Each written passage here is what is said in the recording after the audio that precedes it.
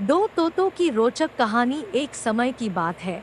एक राजा शिकार करने की इच्छा से अपने समूह के साथ किसी घने जंगल से गुजर रहा था। उन्हें काफी देर तक तलाश करने पर भी कोई शिकार नजर नहीं आया।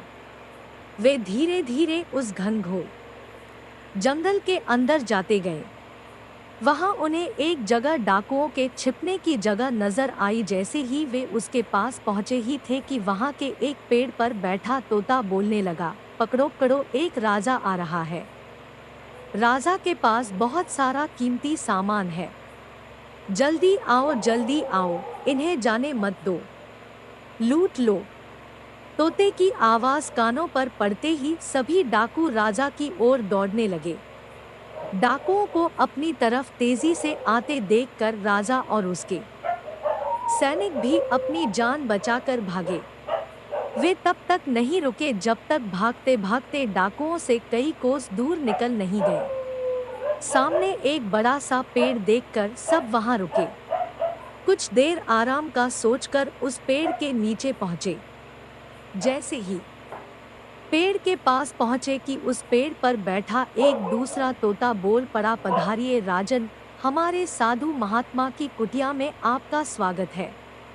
अंदर आइए, जलपान कीजिए और थोड़ा आराम कर लीजिए।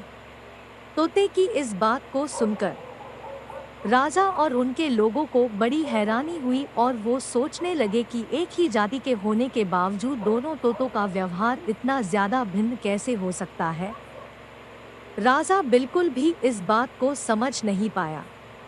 राजा तोते की बात मानकर अंदर साधु महात्मा की उस सुंदर कुटिया की ओर चला गया। साधु महात्मा को प्रणाम कर उनके पास बैठ गया और अब तक उसके साथ घटी सारी घटना सुनाई और फिर धीरे से पूछा, गुरुवर, उन दोनों तोतों के व्यवहार में भला इतना अंतर क्यों है? साधु बाबा ने राजा की सारी बातें सुनी और बोले, राजन, ये सिर्फ संगति का असर है, बस और कुछ भी नहीं। डाकुओं के साथ रहते रहते पहला तोता भी उन्हीं की तरह हो गया और उन्हीं को भाषा बोलने लगा है। दूसरा तोता कई सालों से मेरे साथ है, इसलिए उसकी भाषा और व्यवहार उस तोते से बिल्कुल विपरीत है। अर्थात जो जिस माहौल में रहता है वह वैसा ही बन जाता है।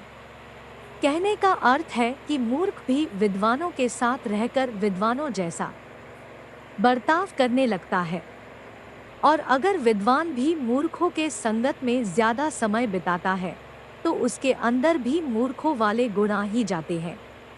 इसलिए हमें संगति और माहौल का चयन सोच समझकर करनी चाहिए।